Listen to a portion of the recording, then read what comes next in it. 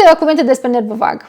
Nervul vag, de fapt, este o pereche de nervi cranieni, unul pe partea stângă și altul pe partea dreaptă. E al 10-lea din 12 perechi, deci nu este singurul nerv cranian. Și, cum poate știți foarte bine, își trage numele nu de la un nerv confuz sau nesigur, vag, ci de la cuvântul latin vagare, înseamnă a vagabonda, pentru că e un verb. Dar este un nerv vagabond, da? Este un nerv călător, este foarte lung, foarte sinuos. Ceea ce se știe practic este că acești doi nervi pereche, imaginați-vă nervii ca și cum ar fi un cablu. Și în interiorul cablului avem ca o buchet de fibre. Și în fiecare dintre acești doi nervi pereche există în jur de 80.000 de fibre nervoase. Deci avem 160.000 de fibre nervoase. Încă nu le știm rolul la fiecare, dar fiecare fibră potențial poate avea o funcție distinctă și merge la organe diferite sau la locuri diferite din organe diferite. Deci imaginați-vă cât de mult e conectat nervul vag și creierul prin intermediul lui cu corpul.